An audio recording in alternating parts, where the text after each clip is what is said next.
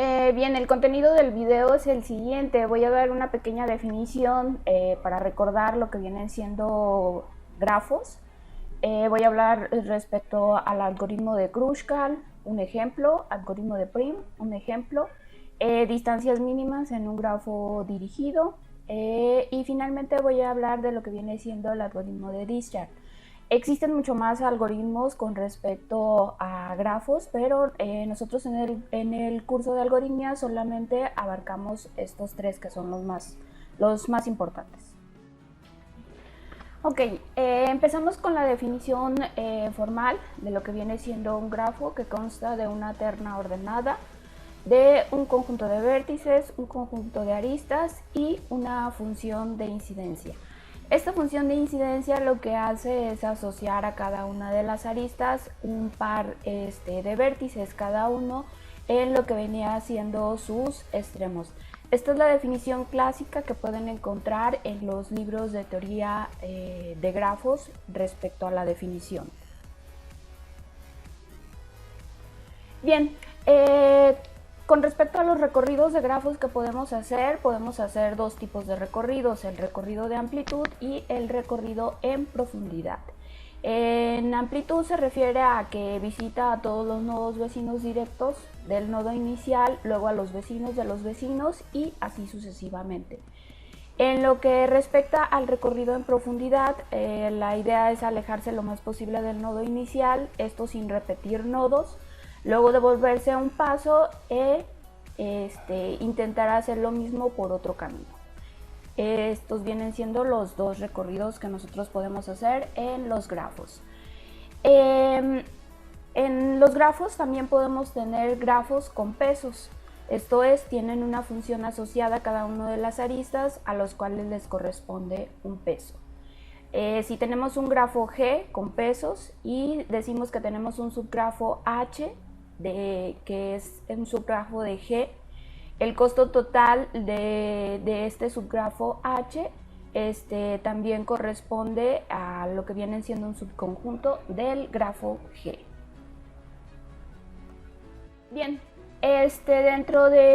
para los algoritmos que vamos a estar analizando necesitamos la definición de lo que viene siendo un árbol cobertor mínimo. Se define de la siguiente manera: dado un grafo G no dirigido conexo, se dice que un subgrafo T de G es un árbol cobertor y además es un árbol cobertor mínimo si es un árbol y cumple la característica de que contienen exactamente el mismo número de vértices. Recordemos que un árbol en grafos está definido de la manera de que es un grafo conexo y acíclico. Y bien, respecto al algoritmo de Kruskal, pues aquí tenemos un algoritmo de tipo Avaro. Comienza inicialmente con un grafo que solamente consideramos a lo que vienen siendo los nodos del grafo original, sin aristas. Luego, en cada iteración se agrega al grafo la arista más pequeña que no introduzca un ciclo. Esto se hace de manera recursiva hasta que todos los vértices están conectados y así podemos generar el grafo T, que viene siendo el árbol cobertor mínimo. Y el proceso termina cuando el grafo está completamente conectado. Bien, lo que tenemos aquí como entrada sería un grafo no dirigido, conexo y ponderado. Y la salida pues sería el árbol cobertor mínimo T para el grafo que nosotros estemos dando. Y al final del ejemplo vamos a ver lo que viene siendo el análisis de eficiencia de este algoritmo. Bien, en este caso tenemos un grafo con etiquetas en cada una de las aristas. ¿Ok?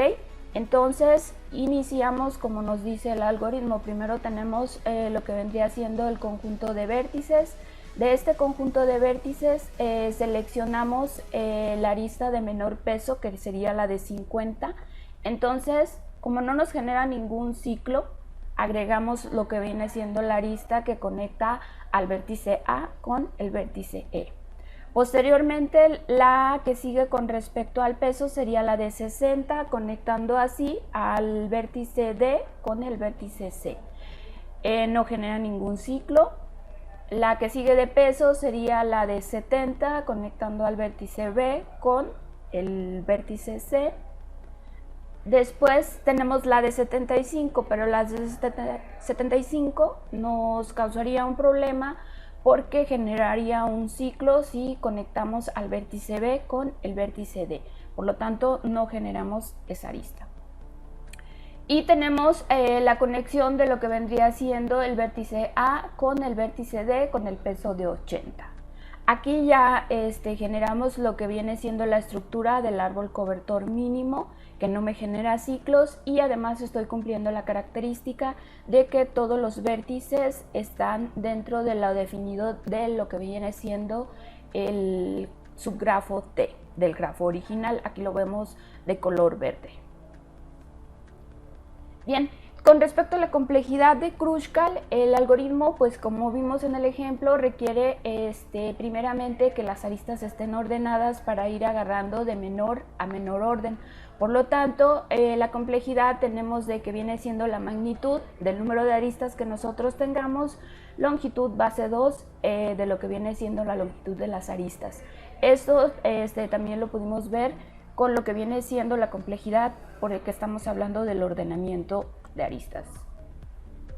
Ok, pasamos ahora a lo que viene siendo el algoritmo de Plin. Este se caracteriza por hacer la selección en forma local, partiendo de un nodo seleccionado y construyendo el árbol de manera ordenada. Ok, como entrada vamos a tener un grafo no dirigido, conexo y ponderado en las aristas. Como salida, pues vamos a tener un árbol cobertor mínimo T para el grafo original que nosotros tengamos. Posteriormente pasamos al análisis de eficiencia.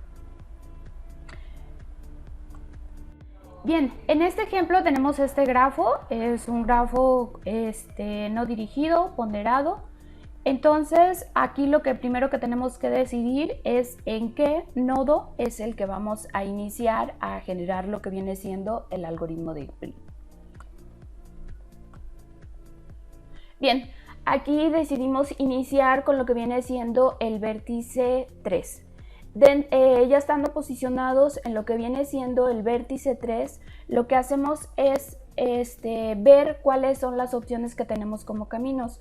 Aquí vemos que tenemos la conexión al vértice 1 de longitud 4, al vértice 2 con longitud 7 y al vértice 5 con longitud 7. Seleccionamos el mínimo, que en este caso sería generar la arista a lo que vendría siendo el vértice 1, que está ahí de color rojo.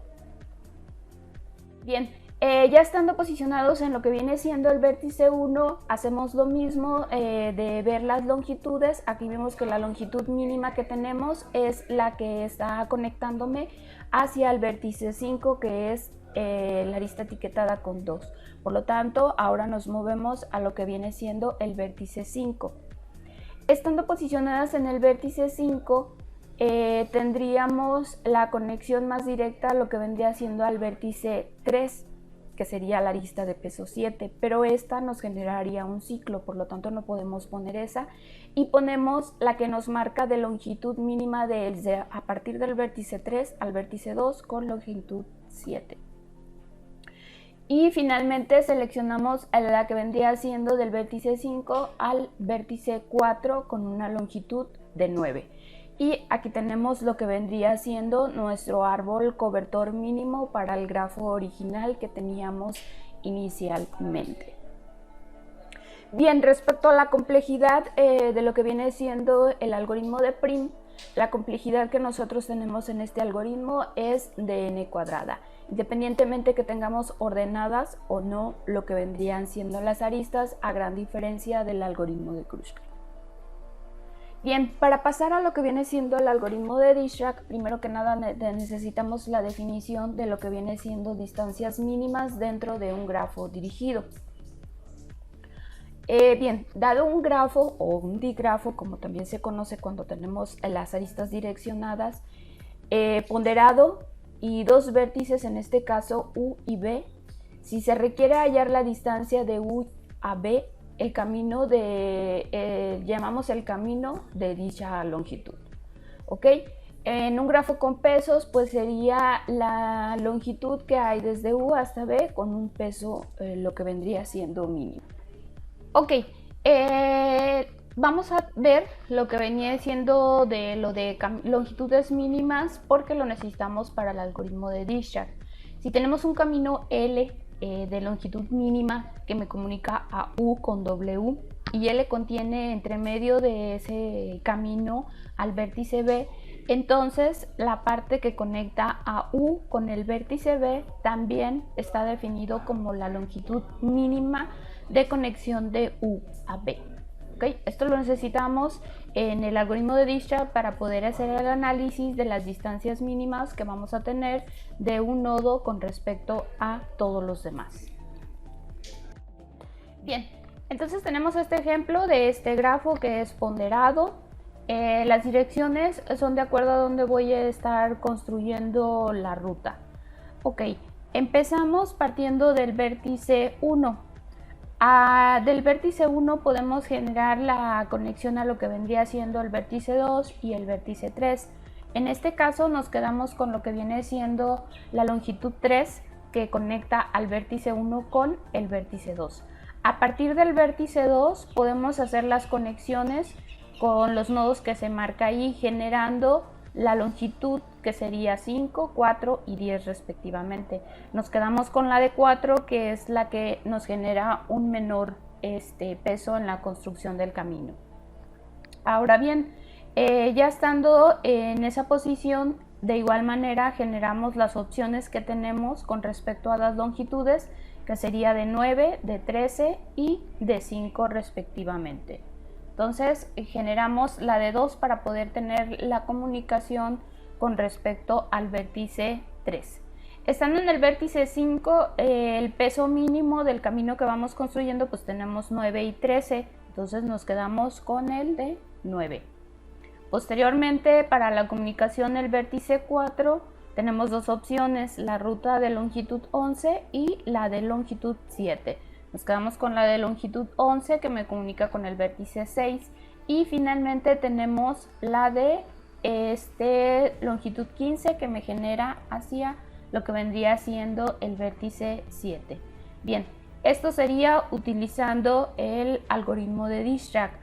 Bien, respecto a la complejidad del algoritmo de Dirac, lo que tenemos es que en cada iteración se va añadiendo un nuevo vértice a su grafo T que vamos a generar del grafo original para construir el camino mínimo. El número de iteraciones vamos a tener n, posteriormente n-1, en la segunda vamos a tener n-2 y luego n-3 y así sucesivamente, de tal manera que haciendo la suma de todas las iteraciones tenemos un aproximado a lo que vendría siendo n por n-1 sobre 2, que nos da el aproximado de tener la complejidad de n cuadrada. Bien, y finalmente les dejo algunas referencias en base a lo que se hicieron estas diapositivas. En este video no se pusieron lo que viene siendo la estructura en sí del algoritmo porque esto se puede ver más a detalle en diferentes libros. Y gracias.